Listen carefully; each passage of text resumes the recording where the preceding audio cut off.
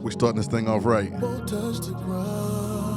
It's Red in 30 where we make you red in 30, literally. That mug come right on, huh? Right. It's called Diamonds in the Rough. My heart won't let it go till you're done fighting. My voice can't hold a note till you're done writing. Give me the same thing. Yeah. 'Cause I can't get enough. Can't get enough. Don't change things. Please don't interrupt. Don't interrupt. The pain brings diamonds in the rough. No more blame games. I give you all my trust. Check it out. Same thing. I can't get enough. Don't change things. Yeah. Please don't interrupt. Hurt the pain brings diamonds in the rough. No more blame games. I give you all my trust. Yeah.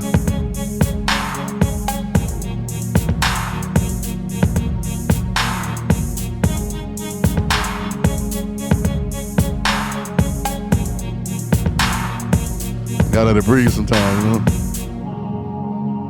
You're all I need, I know without a doubt. You're better than me, nothing compares to your sound. No, my heart won't let it go. Don't let go. Till you're done fighting. My voice can't hold a note till you're done writing. What it is. The same thing, 'cause I can't get enough. Can't get enough. Don't change things. Please don't interrupt. Don't interrupt. The pain brings diamonds in the rough. No more blame games. I give you all my trust. Same thing, I can't get enough. Yeah. Don't change things. Please don't interrupt. Hurt the pain brings diamonds in the rough. No more blame games. I give you all my trust. The breakdown. The breakdown.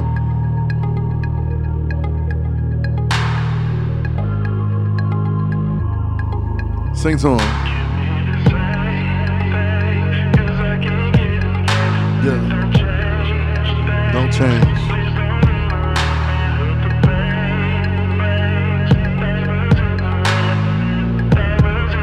Diamonds in the rough. The same thing, 'cause I can't get enough. Don't change things.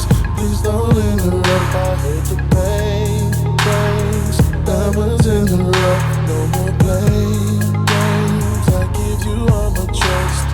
Same thing, I can't get enough. Don't change things. Please don't interrupt. Hurt the Yeah. pain brings diamonds in the rough.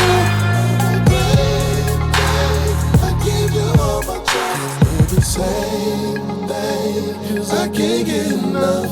Don't change things. Please don't interrupt. I heard the pain brings diamonds in the rough. No more blame games. I give you all my trust. Yo, this is Red in 30 where we make you red in 30. Literally, we got 30 minutes to do this.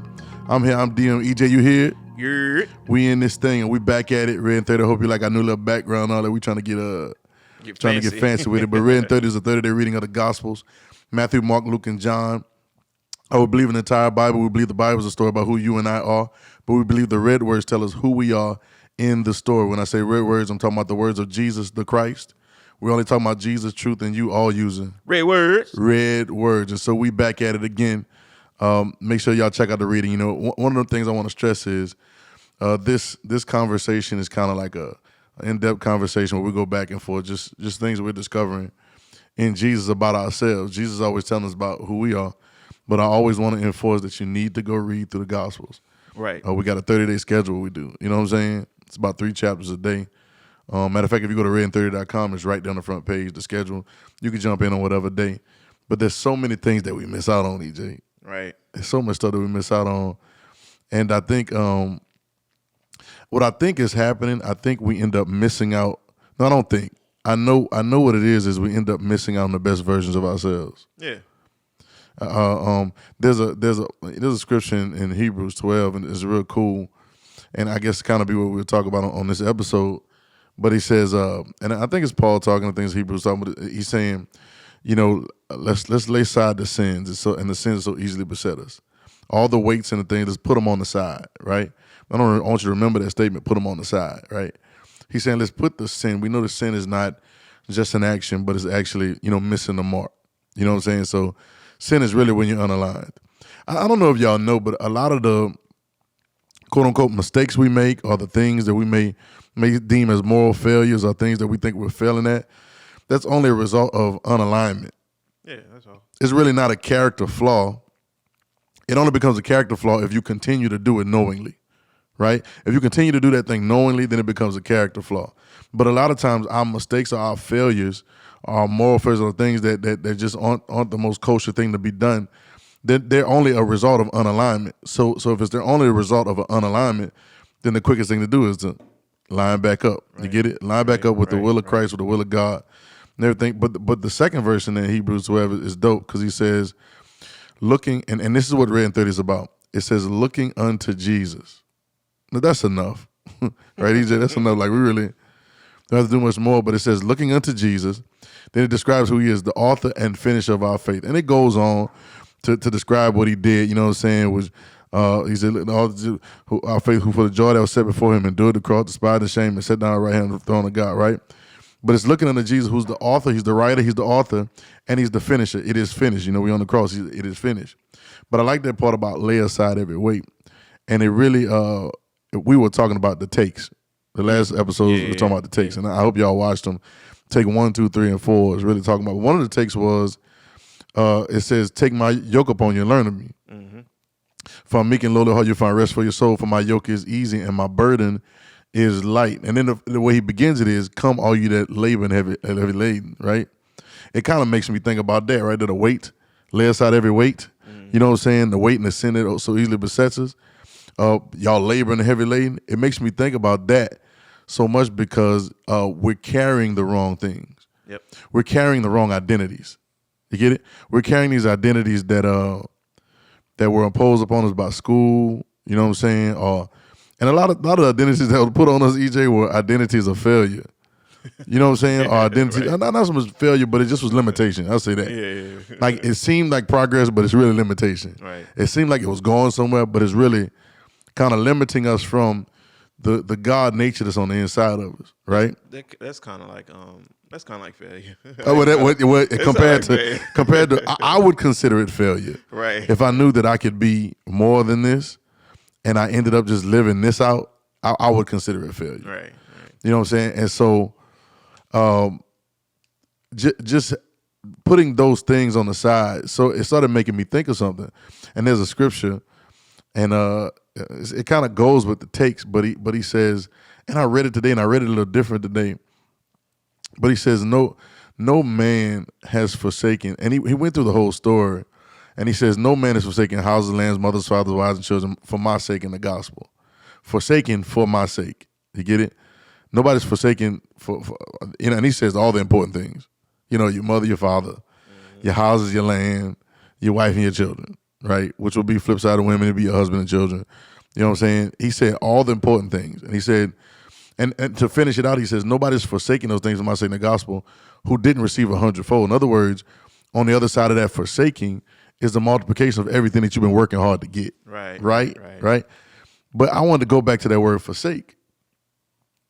You know what I'm saying? Mm-hmm. And I looked it up, and I would, let me, can I be honest about something? I would be just like all the people that I be talking about. I don't like being biblically selective. You know what I'm saying? Like picking and choosing what parts of the scripture you want to read, but not having the context. Right. I also don't want to be the one to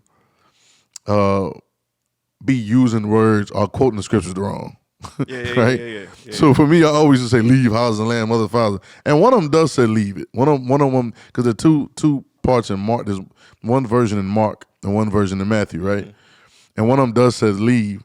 But forsake on the one in Matthew, I think it says forsake, and forsake means to put aside. Yep. So it's almost like, you know what I'm saying, I could be up here and now I got this phone in front of my face, so you can't really see my face on the camera. Like you can't really see it until I put it to the side, right? But I can't look the camera in the eye right now because this phone is in my way. Yeah. But once I put it to the side, I have direct focus and they have direct focus on me, right? Forsake. So he's saying a lot of the things that we identify ourselves with, we have to put them to the side. Yep. Make sense? Yep. Like because we can't really see. Back to the other scripture in Hebrews, which is dope, looking under Jesus. But I can't look under Jesus, right? If I got something in the way. Yeah. Something in between. Yep. You get it? Something that's blocking my view.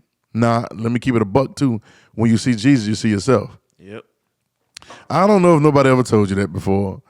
And we've done so much religious stuff and we told you all this kind of stuff. But Jesus said, when you see me, you see the Father, right? But he says, me and my Father are one. Then he says, me and you are one. So when you see Jesus, you see the Father, what you see in yourself. Yep. You get it? You see the divine loop that it's making? You know what I'm saying? And so, but if there is something that is in the way, sometimes it's some idea, it could be some dream, it could be some goal, it can be pretty much anything. It can be a family member, it can be, you're identifying yourself more as a husband than a son of God. More as a father than a son of God, more than a brother, and so it begins to blur the very life source of the thing that fills those positions. Make sense? Yep. You know what I'm saying? Yep. And so what he's saying is, in order to really maximize all the aspects of your life, you got to put those things aside. That's crazy, right? But that's not what we learn. We learn to focus on those things. We learn to prioritize those things, right? Put your family first. Put your and it's not that you don't do the things. And so I'm not talking crazy. It's not that you don't do the things to take care of responsibilities, but your responsibilities will be taken care of through a higher energy coming through you, right? Then you try to bring that thing to God and say, do something with it. Yep. This is what we do. We bring your children to God. We bring our jobs. We bring our situations to them and say, hey, God, do something about it. And he's saying, no, you're going to speak to the mountain. No, you're going to do it, right? You do something about it. He put the ball in your court. He put the ball in your court. All the time. All the time, but you're scared to dribble. Right. Not only are you scared to dribble, you're scared to shoot. You see what I'm saying? He's giving you the ultimate assist. But he's telling you the way that you do this is, now watch how simple this is. Forsake, and it just simply means to put to the side, right? Yep. And he's talking about houses, land, mothers, fathers, wives, and children. In other words, don't ever let any one of those things, and he just quoted those, I think those are the most important things. It's almost like Matthew 6. Jesus be going for the jugular, bro. You know what I'm saying? He like go for the things that you think are most important. He be like, don't take no thought what you're gonna eat, what you're gonna drink, what you're gonna put on. Well, God, dog. Those are the bare necessities. Then he started going towards your mother and your father, your wives, your children, your house and your land, like your possessions, right? He's saying put those things to the side so that you can really see who you really are. Yeah. Yeah. Most people live and die and identify themselves with what they have. Yep. Ain't that something? Yep. It's crazy. Identify themselves with what they have, who they raised, all those different things, and never get to see on this side of heaven the full potential of who they could be. That's crazy, ain't it? Only because you wouldn't. That in Hebrews 12, and y'all want to read it. And I know it's not in the Gospels, but it kind of here. The Bible's a story about you. Everything else is pointing towards the red. Yep. Right. So, I'm not maybe a sidetrack, but a lot of times we get our principles outside of the red. Right. We get our foundation outside of the red words. I heard somebody say one day, well, all the words in the Bible are red, right? Because Jesus. No, all of them ain't red. All the words are not red. Matter of fact, a dope thing, and I'm just sharing this with y'all, a dope thing I found out the other day, EJ, and I text you, was that Jesus' words and the account of Jesus is the only account in the Bible that has multiple versions of it. Yeah. You get it like multiple perspectives, like multiple viewpoints. There's a scripture in the Bible say, in the mouth of 2 or 3 witnesses, let every word be established. But if you go on down from Genesis to whatever, these things are just passed down through history. Yeah, it's stories. Their stories passed down through history, there's really no multiple account. You remember that movie? Why we talked about this on here before? Vantage Point, I think it was. The movie might have been called Vantage Point or something like that. But it was like, it was showing the movie from like several different perspectives of people. Oh, okay. Well, one dude, a dude was sniping somebody. It was like an assassination attempt. Yeah. I think it's Vantage Point. I might be wrong, but it was showing it and show every part of the movie was showing it from different people's perspective, from the shooter, from the person that was getting attempted to be assassinated, from the detective that was trying to get him, from somebody that was just a stand-up by, Right. and it was showing all the different viewpoints. And of course, if that is over with, everybody has a different way to describe the event. Right. Right? But the basic thing will remain the same, that there was a gunshot that went off somewhere far off, you know what I'm saying? And that it was an attempt on a certain individual, right? But the beauty of this is that it's like even in court, you want to get as many witnesses as you can. Yeah. So now Matthew, Mark, Luke, and John, and I don't care. I know historians be like, well, Matthew didn't really write it and John didn't write it and whatever. I don't know, but I know it was written in several different accounts, so that there was a witness of what really happened. Right. And it wasn't just one book written through that we got to trust one set of words for, right? It was different accounts. And so now everything is pointing back to the Gospels. So now he says, lay aside every weight. Well, that sounds like forsaking to me. Yeah. That sounds like labor and heavy laden. It sounds like Jesus is telling us this already. It sounds like he's saying, it is not that you're weak, it's that you're carrying it wrong. Remember we were talking about weight distribution? Yep. It is not that you don't have what it takes, but it's that you no, you ready for this? It's not that you don't have what it takes, you've just been taking it wrong. Yeah. Back to the text, right? Yep. Not only have you been taking it wrong, but you've been taking the wrong things. You get it? You've been taking life on the wrong way. Yeah. Right? And so it could be heavy that way. You know what I'm saying? But he's saying forsake. Put them to the side. Ain't it dope? What you saying? You taking on life the wrong way. You putting your clothes on backwards. You putting your clothes on backwards. And how difficult is that? Well, but it's funny. We used to wear our clothes backwards. Right. We was young. Shout out to Chris Cross. Right. So that right. But they used to wear their jerseys backwards, and we would do it, and it would be the EJ. Now that I think of it. Now, bro, I'm talking about we used to go to the mall. Yeah. We used to go like literally, like I'm driving with my jean, we were wearing jean shorts at the time, my jean shorts on backwards.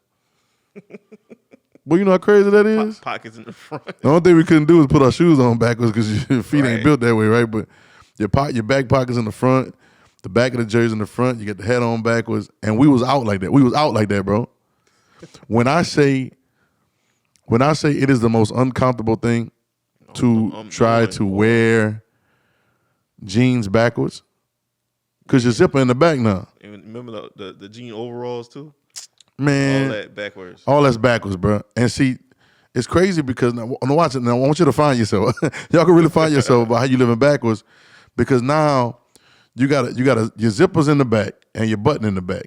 You can barely get it, so now somebody got to help you. Yep. You get what I'm saying? Yep. Even if you're doing the overalls, now you got to, because everything is made for the front.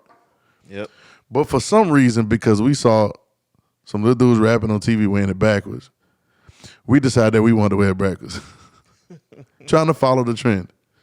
Trying to follow what we saw or what it looked like. Yep. And that's most of what people are doing nowadays. Mm-hmm. They're following what they think, what they see, what looks popular, what looks like the thing. They're packing out these churches, following the next snazzy thing. And then they want to, I just watched a documentary, then they want to get on a documentary and complain about what they didn't receive. Or complain about how things didn't go. But you only went there because it was cool. Right. You didn't go there because, on the documentary, EJ, nobody said nothing about God told them go to that church. They all said, I walked in and I saw this, it was different. I said, I got to be a part of this. That's self.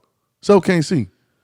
Self will never be able to see what it is. So a lot of these, we have to forsake our idea of how things go. You got to forsake, sometimes you got to forsake the plan that you've been working on for so long. Oh, yeah. I've been there. You've been yeah. there. He said, yeah. Oh, yeah. Sometimes you got to forsake the plan. And see, it's not that. I've said this over and over again. I don't know why people think when God gives them something that He won't ask for it back. Right? Or when God gives us something that He won't ask you to give it up. Mm-hmm. Abraham, Isaac. Right? When God gives you something, God will test you, because the idea is not the thing. God is not more concerned about your mission. He's more concerned about the relationship with you. Yep. You get what I'm saying? Because your mission, whatever you're trying to do, your goal, your dream, your desires, your wants, your mission, whatever that is, all that stuff is dead. All that stuff ain't got no life in it if it's not fueled by you and God's connection. Yep. You see what I'm saying? It's empty. Even when he talks about forsaking houses and land, mothers and fathers, wives and children, what happens is you end up having an empty relationship, a surface relationship. You end up having a limited beneficial relationship with all those things. Right. You get it? Only because you won't put them to the side. Now you say, well, me and my mom got a good relationship. Me and my old lady, my kids, we got a nice, happy family. Yeah, but it could be better. What about 100-fold of that? Right. Is that good, acceptable, and perfect? It's a good. There it is. That good, acceptable, and perfect. Is Jesus would talk about it, and he give a parables, and he say 30-fold, some 30-fold, some 60-fold, and some 100-fold. Yeah. Right. Well, if I ask somebody how much money they wanted, $30, $60, $100. You know what I'm saying? That everybody wants the 100-fold. Right. Until you start talking about what it take to get the 100.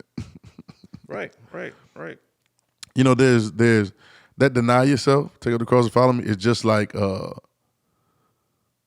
forsaking things. Mm-hmm. You've got to put them to the side, right? I'm like this too, EJ. If it can't be put to the side, it'll probably end up being a distraction. Yeah, definitely. You know what I'm saying? Definitely. If it can't be put to the side, it's probably a God. Mm-hmm. Mm-hmm. yeah. You know what I'm saying? You might not be out there calling it Lord but it's probably your Lord. Yeah. But if you could just set it to the side, the point of setting it to the side is for my sake in the gospel, that you'll be able to see who I am, and then you can see who you really are. And the multiplication of your true identity will flourish outside of you and begin to feel all of those relationships. I always like to say it, I said it again, but relationship is really relaying sonship. Yeah. You get what I'm saying? So now it'll be able to relay the sonship of God, the oneship of God. You relay the God version of you to those.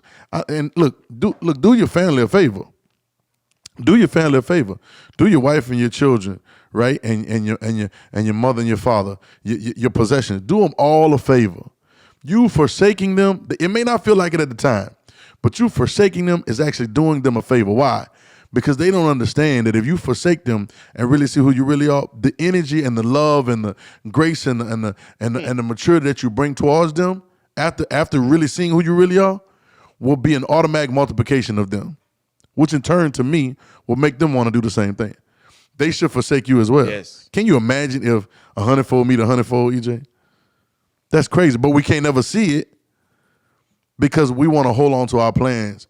And so he says this, when you pray, I come back to the same plot every time. He said, when you pray like this, our Father who art in heaven, hallowed be thy name. Thy kingdom come, thy will be done in earth as it is in heaven, right? That's what we're looking for. You see what I'm saying? So don't be afraid to put it to the side. Don't be afraid to take your plan and put it to the side, right? Put it to the side, see what God is saying, and then you can fulfill what he's telling you to do, right? Right? Because you see who you really are. This is RedIn30, guys. You know what? Before y'all leave, make sure y'all go. I don't know if you can see it. Go get you a. You copy as yoke is yellow for yoke right inside the egg. Yoke is easy, right? Yoke is easy. But like, go copy one. By the time you see this, they'll probably be on sale. Copy a yoke is easy sweat and get you a God Can't Fail bandage with it. God Can't Fail. We are out. Play the music. We're going out with Diamonds in the Rough again. Yeah. Light on my feet. We'll holler.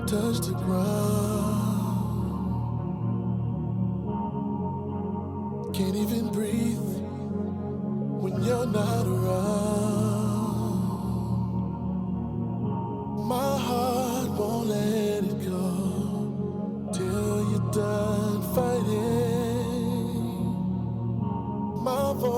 can't hold enough till you're done writing. Give me the same